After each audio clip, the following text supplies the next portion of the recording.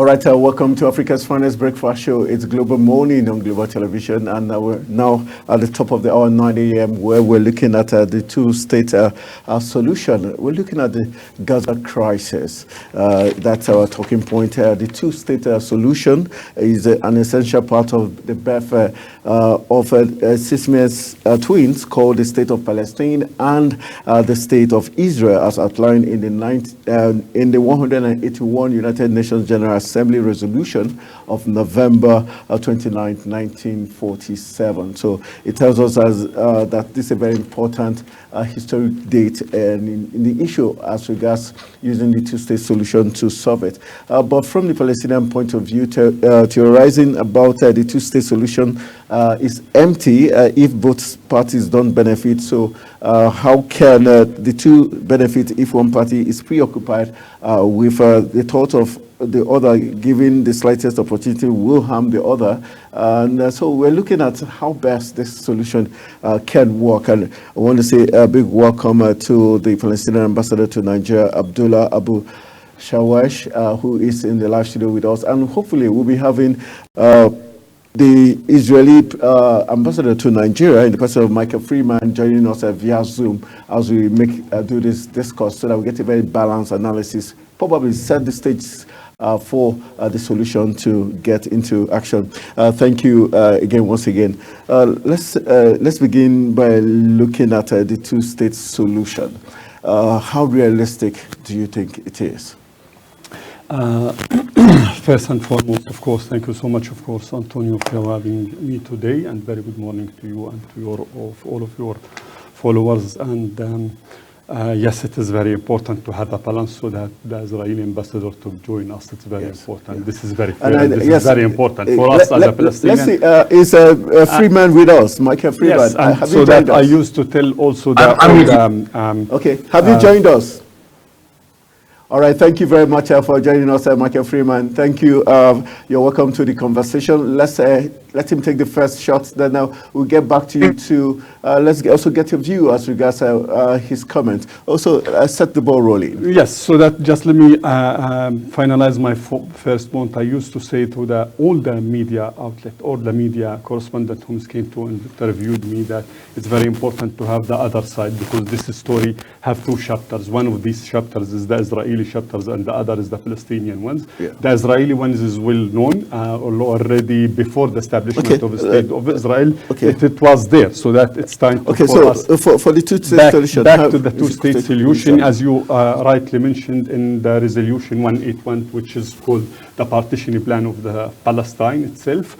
At that time, this is the certificate, the birth certificate for two-state solution. The two-state, one of it is Israel, and the other one is the Arab state or the Palestinian state. But unfortunately, since 76 years ago, one state was already existed and born, but the other state, which is the Palestinian state, did not born yet or did not embodiment yet.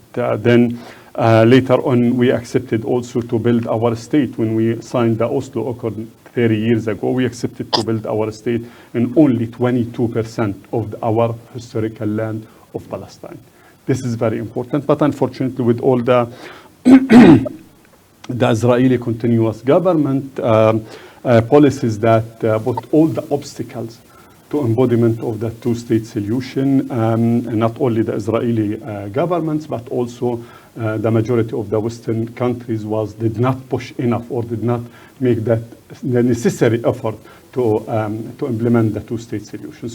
But when it came to the two-state solution, yes, we in the Palestinian Liberation Organization, we are there. We are ready for the two-state solution. The main obstacles is the Israeli occupation and the continuous Israeli refusing of the two-state solution, especially the current government led by the current Prime Minister Benjamin Netanyahu and the other fanatic ministers who is who is refusing loud and declare refusing the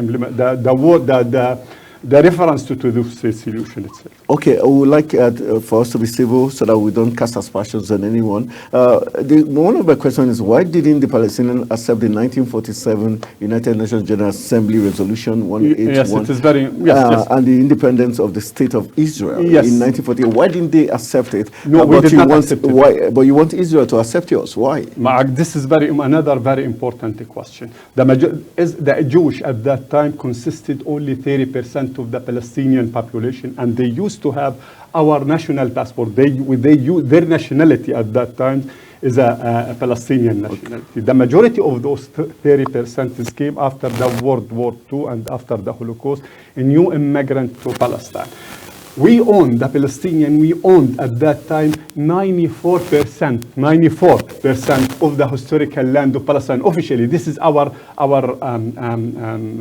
property.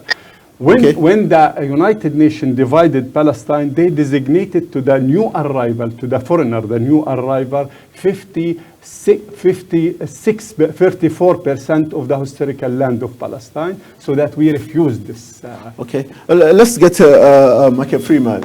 Nice to have you on the other side. Let's look at you. The first question was, do you agree that the two-state solution would work? And also looking at the United Nations, the General Assembly 1947 issue. What's your take on it, first of all? Well, good morning. Firstly, thank you very much for having me on the program this morning. I think it's an important discussion, and I welcome the opportunity to explain the reality on the ground.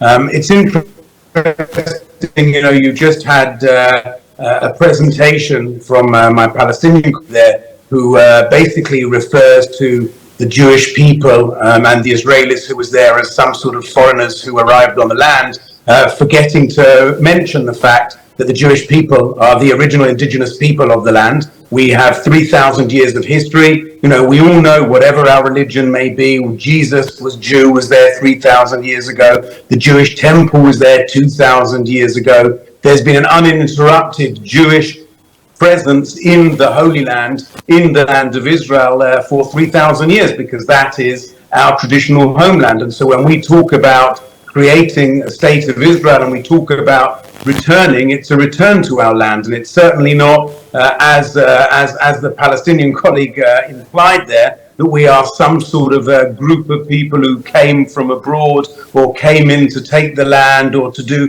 anything like that. It's an absurd accusation, and it's an absurd statement to talk about the Jewish people of colonizers on a Jewish land. We all know the history of the land, and we all know that the Jews have been there for thousands of years. So it's a ridiculous concept to say anything different.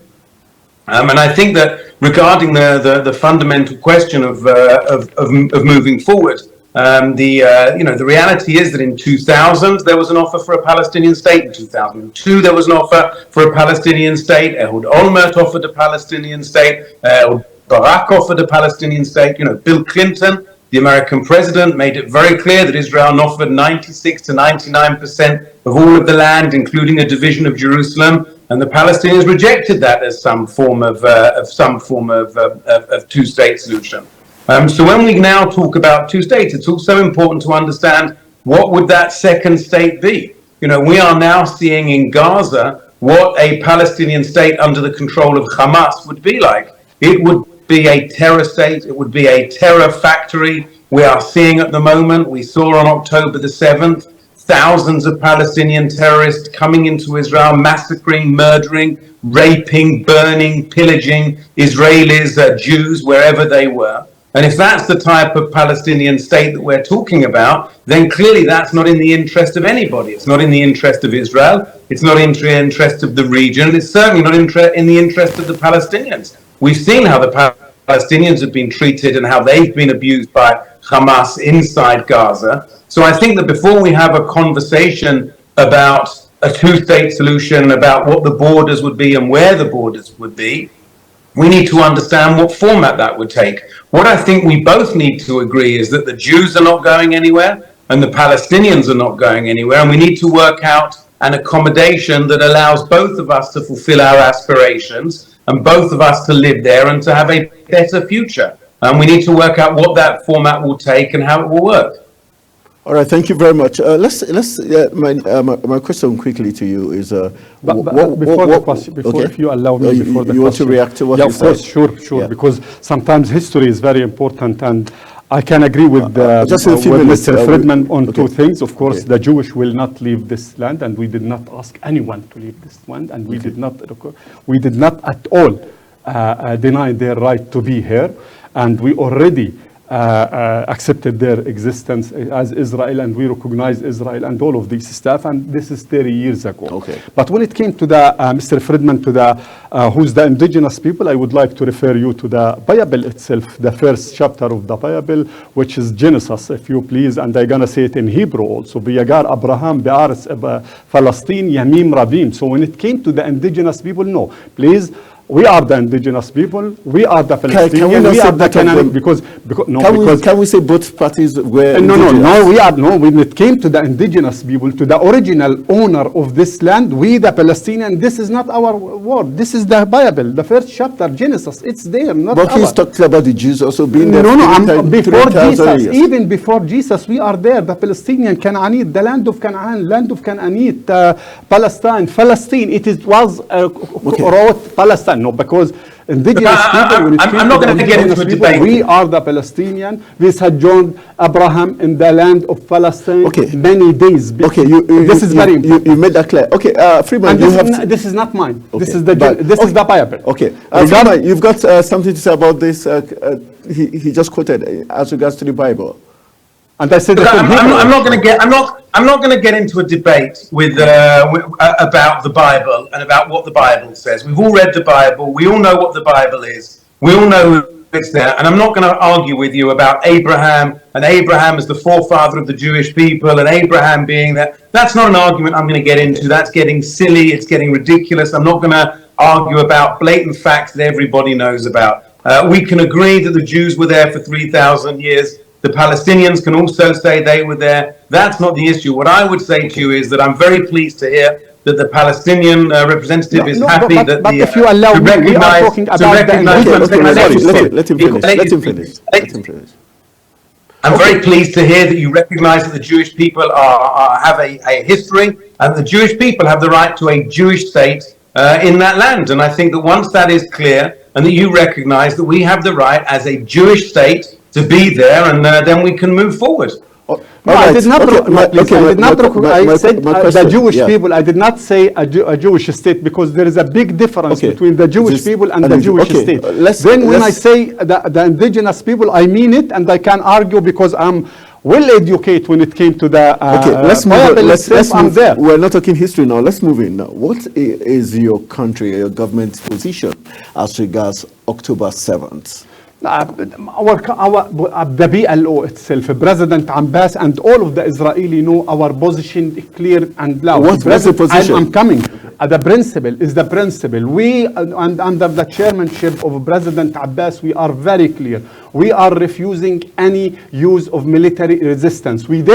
We already exercised the military resistance in Fatah and in. So you don't support Hamas? No, but wait a minute. We did not say that we're supporting Hamas. Don't put the word in my mouth. You ask me, and I want to explain myself. So in the PLO, President Abbas is completely against having a military resistance, and day and night, President Abbas is talking about civilian resistance, peaceful resistance, but they call them, his prime minister and all of the Israeli, the majority of the Israeli leader called President Abbas a terrorist diplomat. Could you imagine? President Abbas will refuse to any use of any military resistance to the Israeli occupation in West Bank.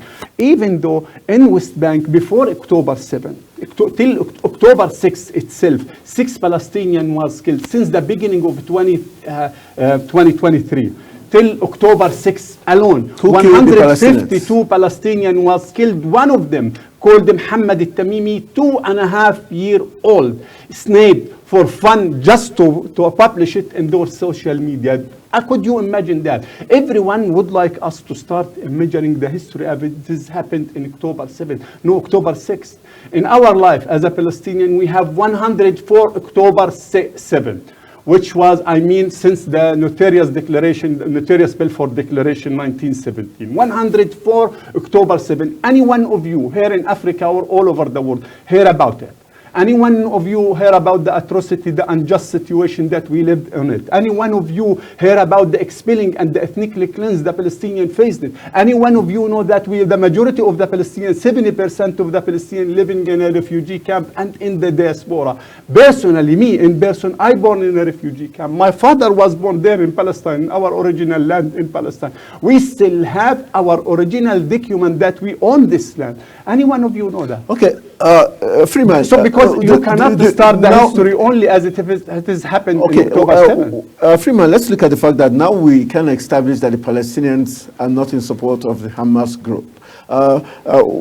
Why is there the continuous bombardment and killings of Palestinians and not just only the Hamas group?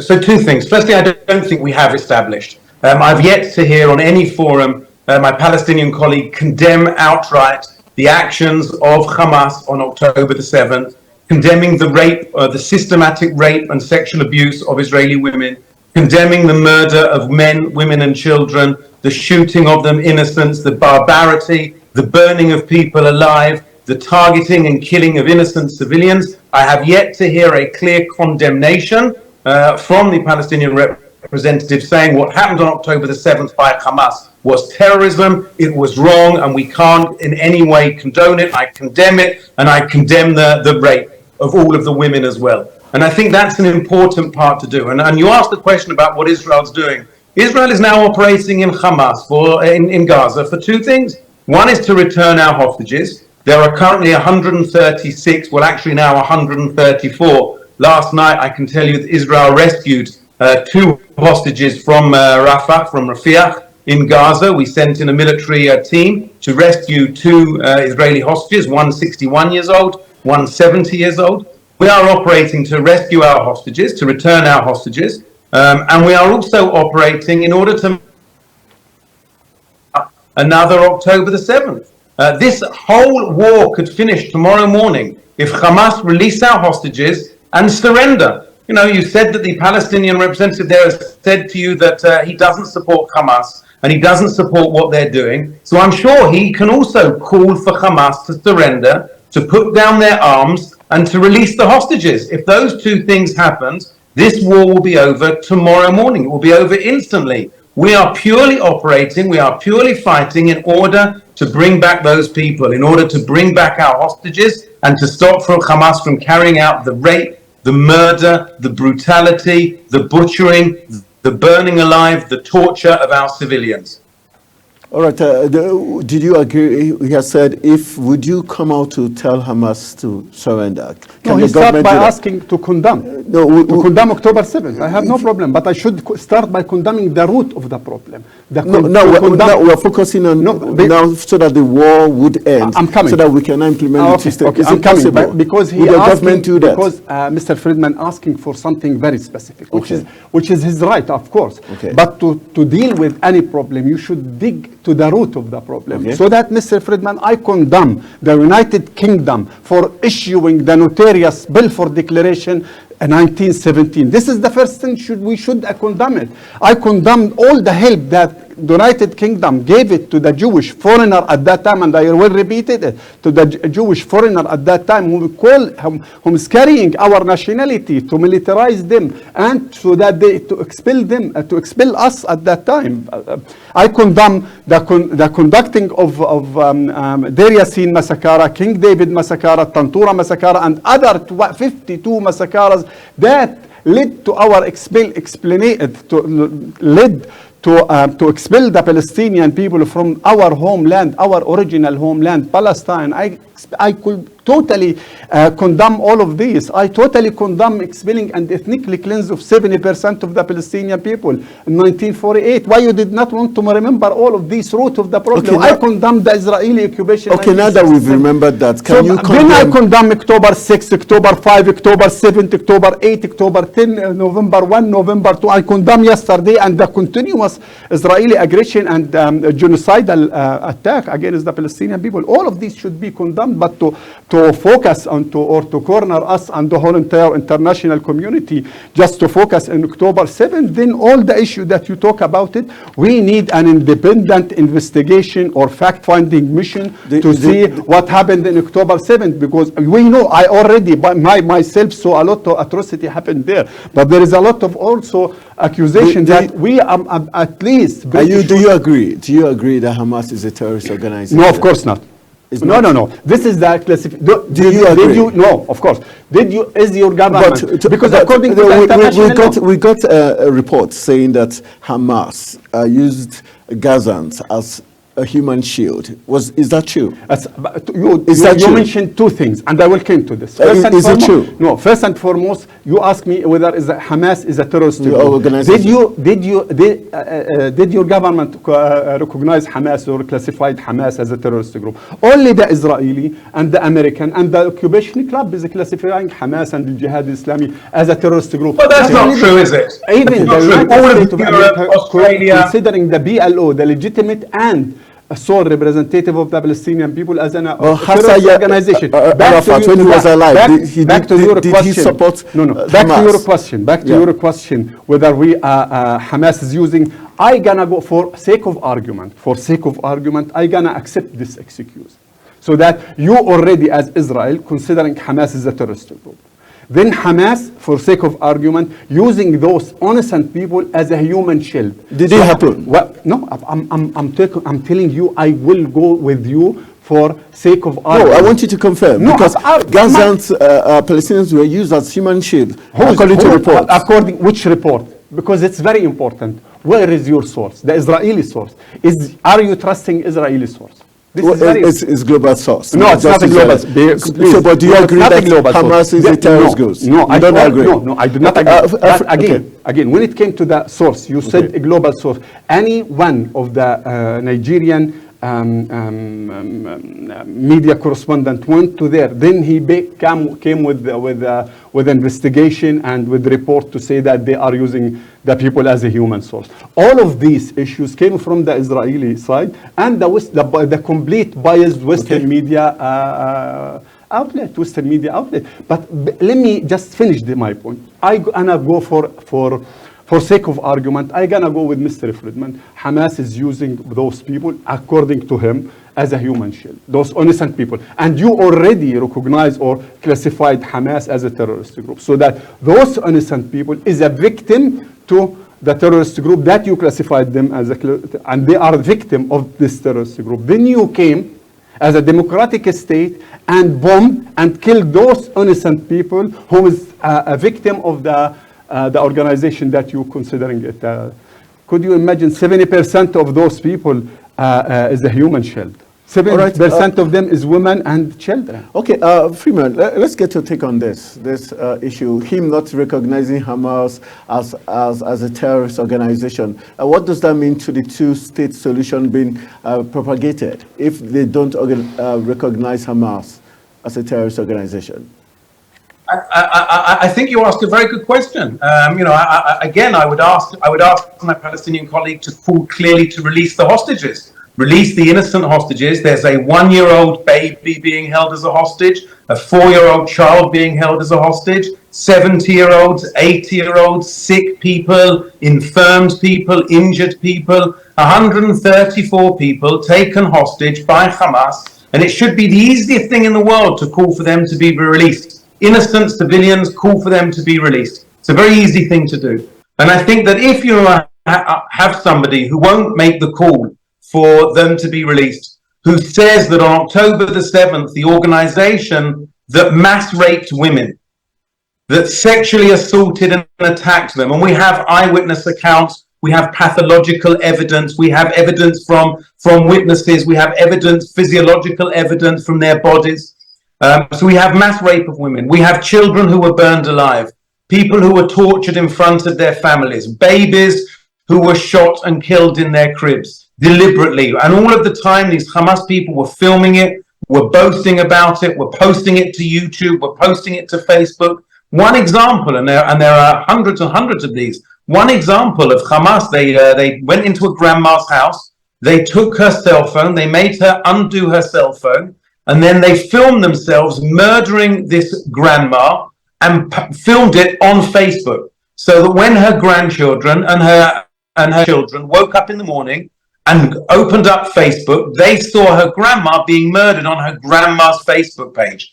So this is the type of thing that you've got. This is terrorism, firing thousands and thousands of rockets into Israel, 10,000 rockets aimed at civilian population. My father-in-law lives in a town called Ashkelon, and his house was hit by a rocket. An 87-year-old man sitting in his house was hit by a rocket. This is clear terrorism.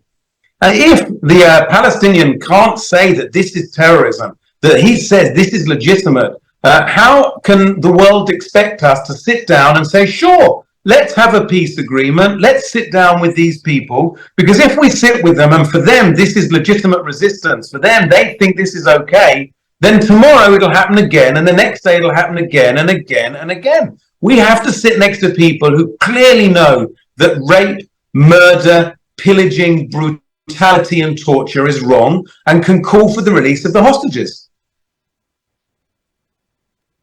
Valid question as regards if Israel was supposed to sit and recognize the Palestinians, how would they do that when they know you feel what Hamas is doing is right?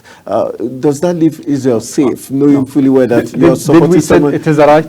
Anyone said of us is right? You said you do not recognize Hamas as a terrorist 100%, not me. But what they're doing is terrorist. Terrorism. No, not me. Your government. Only Israel and we're saying their actions. Their actions. Is it terrorist? No, this should be. As a person, does their actions show that they are not terrorists? He talk about many things. Any war crime conducted against the Israeli civilian in October 7th, October 6th, any time, it's a war crime, and the principle should be principle.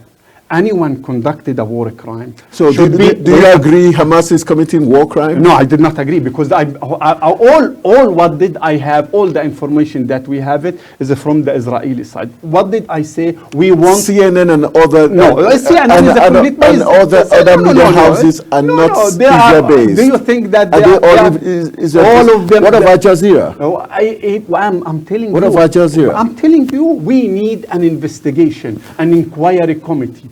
A respected inquiry committee to come to investigate. And if they said that the Palestinian, the Israeli, anyone conducted a war crime, he should be stand liable, and there is a lot of consequence of it. But when you refer to some of the Western media outlet, I can share with you many videos for those media outlets when they fabricated a lot of news. But regarding the hostages, yes, we want every single hostages to be back to his home, not only the Israeli, but he. Will you push for Hamas to release hostages? Yes, of course, Hamas, please release. Not only Hamas, and the Israelis already took more than 7,000 Palestinians from West Bank till now, after October 7th till today. Did you hear about those 7,000? Let's just why you did not want me to talk about the 7,000? He talked about nearly 7,000 Palestinians was hostages in Israeli jail now, and he know how did they release them. So that we call for the Israeli government to release all of these hostages, and we call also for Hamas and anyone abducted or took any hostages to Gaza to release them. Now we've got a balance. Let's look forward. Just two more questions before we call it a wrap. There are insinuations that says the school system in Palestine is skewed towards making the citizenry, the young ones, hate the Israelis. How do you respond to that? Oh, this is another battle that the current Prime Minister opened as a matter of putting stake on the peace process wheel, because he's talking about the hate speech, the hate rhetoric, and all of these. We again call for an inquiry investigation or inquiry fact-finding mission, inquiry mission to come to investigate our curriculum, to come to investigate everything. But it's not only should be on the Palestinian side. We need also to investigate what is happening in the Israeli society and how did they learn their children. You might not show some of those songs encouraging the Israeli military soldier to kill and to burn the Palestinian. You must not show tens of hundreds of videos that they themselves, the soldier, the criminal Israeli soldier, conducted. Can we not use those terms? When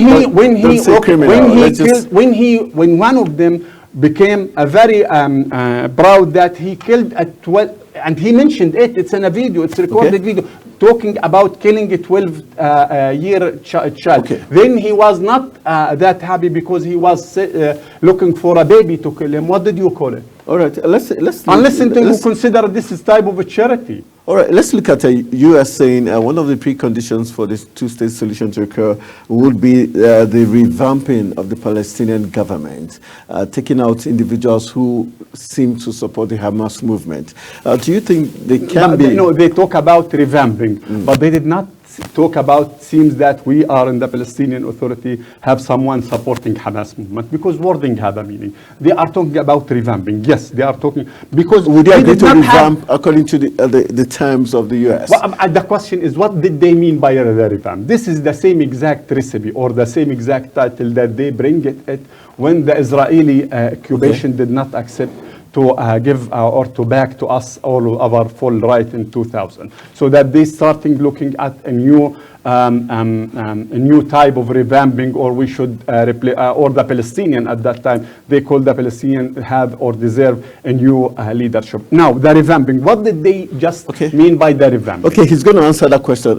Before we bring in Freeman, my question to you is, looking at the United Nations Refugees Workers Agency, this UNRWA, the accusation of them being part of the October 7 attack, and also the suspension the accusation of what? UNRWA or 12?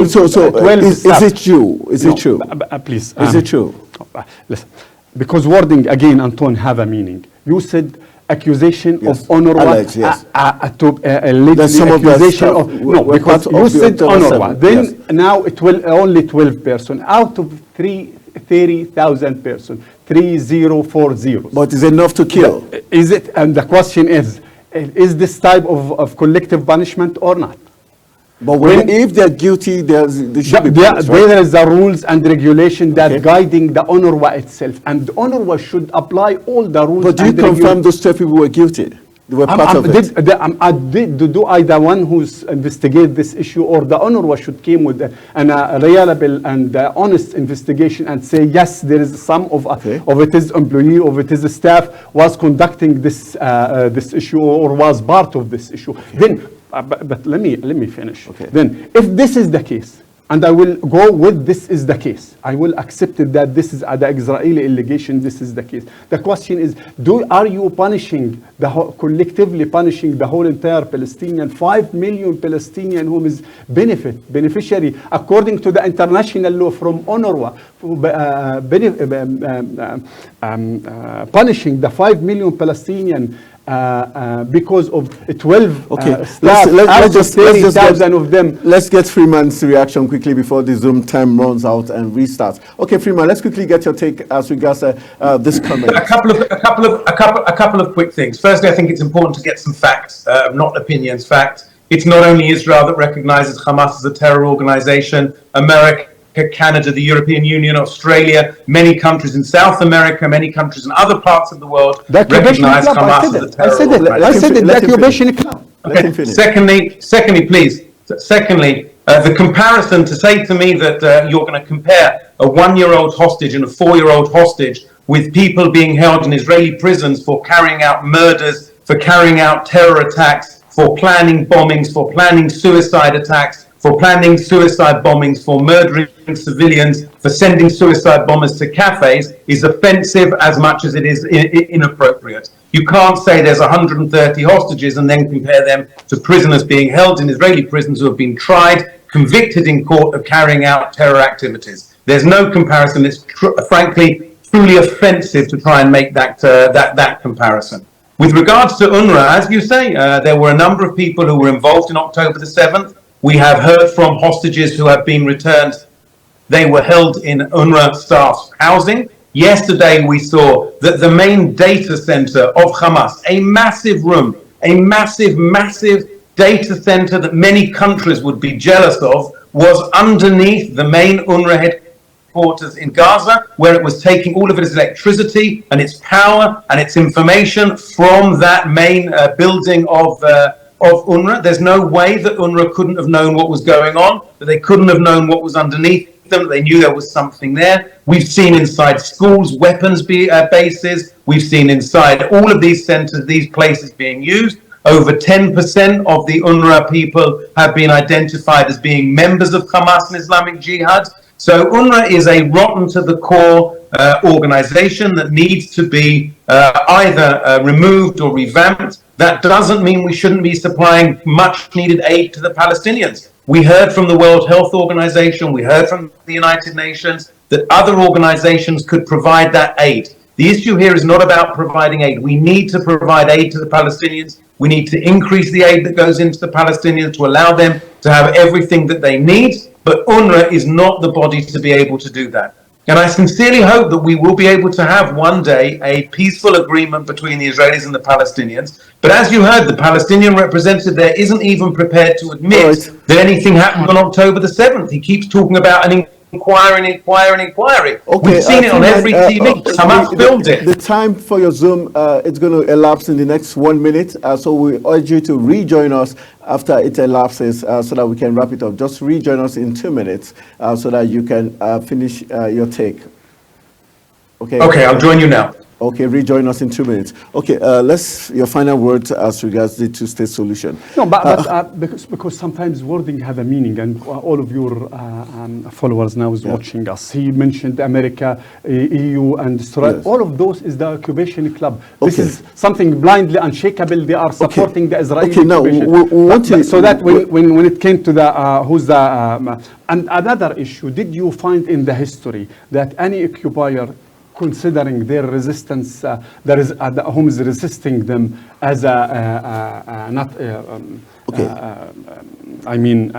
a terrorist people, all the occupier, the old colonial country, considering anyone resisting them. Then when it came to the 6.5, I talk about 6,500. Only Palestinian was. The Israeli jailed them after October 7th. More than 300 of them is the children. He mentioned all of them is a terrorist and conducting a terrorist act. Okay, all right, let's wrap it up. Unless he considering that the 750,000 criminal gangs, criminal settler gangs in the West Bank is coming in a charity charity mission. Okay, let's wrap the conversation up because the idea is hopefully maybe tomorrow we can. I'm ready. Tomorrow we'll have the second part of this discourse. Let's wrap it up now. Looking at where we are now, is there a guarantee that we're going to reach a truce so that this war can end? How ready is international law? We should abide all of the time. We should stick. We should abide. We should uphold. Are the Palestinians ready to international law? The Palestinians because the Hamas offer to end this war was rejected by Israel. Is there any bid by the Palestinians to influence Hamas to redirect, revamp, or position its We are in the terms? BLO. We are in the BLO. President Abbas in the BLO is pushing Hamas to be part of the BLO, accepting it is a chart, accepting everything is acceptable by the BLO itself. So that, and this is a very long time we are pushing for that. So the BLO is Hamas ready to rechange whatever terms for the war to end? That's my question. No, I'm not the representative of Hamas. I'm but you support Hamas. You say no, Hamas I did not support Hamas. No. Don't put the word in my mouth. Okay. I did not say that. Are the Palestinians ready to push Hamas? We are pushing very hard. The only one who was pushing Hamas to be far away from the BLO is his prime minister, Benjamin Netanyahu, when he allowed them to have the money, when he allowed them to have the bags, the money bags, the money itself was supplied by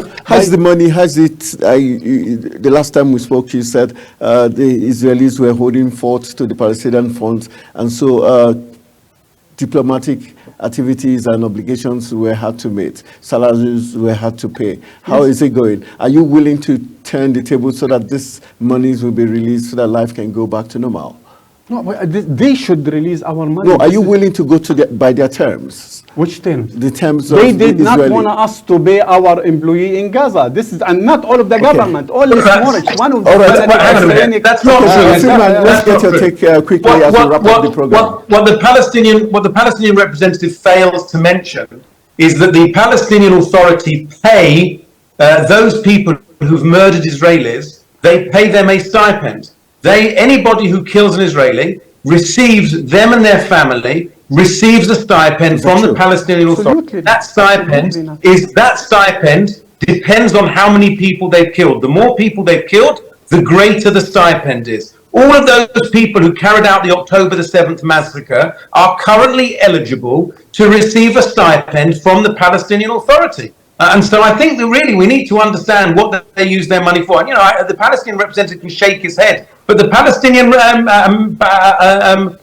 Abbas, the Palestinian president, has openly said that that's what the money is used for. They have a pay-to-slay policy. They give the money to those Palestinians who carried out terror attacks inside Israel to their family on the basis of how many people they've killed. So we need to understand that that's what they're doing with this money. And so, it's very nice to say, oh, we just want to pay salaries. But let's ask the question, who are you paying those salaries to and what for?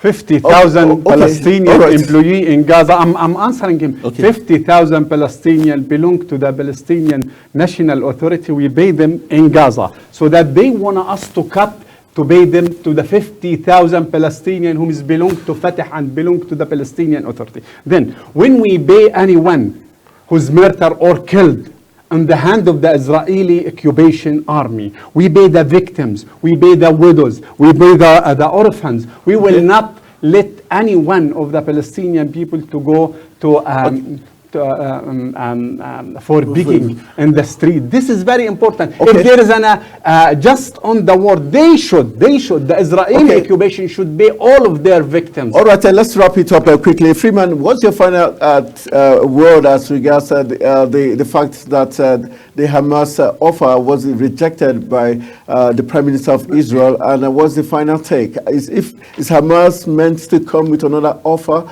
or you're going to continue this strike on Gaza? Well, Hamas didn't give an offer. Hamas said to us that we had to agree to end the war, to allow Hamas to stay in power, to rearm Hamas, to allow them to bring into Gaza anything they wanted, whenever they wanted, and they would use that to rearm, to carry out another October the 7th. So it wasn't an offer to end the war. It was an offer to rearm. And no one is willing to accept that. No one would say, sure, rearm, come kill us again. This war will end very simply when Hamas return our hostages, 134 men, women and children, innocent men, women and children who were kidnapped from their beds, who were taken whilst they were sleeping, a 1-year-old baby, a 4-year-old child, an 86-year-old elderly people. All of these people, when they return them and when they surrender, when the leadership of Hamas surrenders and say, that's it, we're done, we're not gonna carry on fighting, the war will finish. And that's when it is. And I think it's interesting, you started this conversation about a two-state solution. Maybe you could ask the Palestinian representative who's sitting there with you on his scarf, why is it that the map that's on his scarf, which has the Palestinian flag on it, is over the entirety of that land, all of Israel and all of the West Bank and all of Gaza? He has marks down there as a Palestinian state. To me, that doesn't seem very two-state solution. Can I reply to it? Yeah, reply, because this we is the differentiate. We in Palestine differentiate in two things: the entire land of the historical land of Palestine, which is this, and we did not shy to say that this is the historical land of Palestine, and the land that we gonna build our state on it, which is 22% of the historical land. But could you remember that only 5 months ago, your prime minister displays this map as the old land of Israel. Okay, is so this added to it also the Golan Heights. Okay, gentlemen, tomorrow is going to be the second part of this discourse. Michael Freeman, I want to say thank you for joining us via Zoom. Tomorrow we're going to finish the concluding part of this discourse, and I urge you to join us. Hopefully tomorrow by 8:30 in the morning, we're going to start the concluding part of this discourse, and also Abdullah, thank you very much for joining me. My So pleasure. tomorrow we're going to be having the final session on this Gaza crisis and the way forward. All right, that's how we're going to call it a wrap Thank you on very much. Africa's Finest Breakfast Show. I want to say a big thank you to Michael Freeman, the ambassador of Israel to Nigeria, and also the ambassador of Palestine to Nigeria, who is live in the studio here. Always a pleasure having him defending his country with so much passion. Thank you very much. Thank you so much. All right, that's how we call this discuss a wrap. When we go for a break, when we return, Africa's Finest Breakfast Show continues. Stay with us.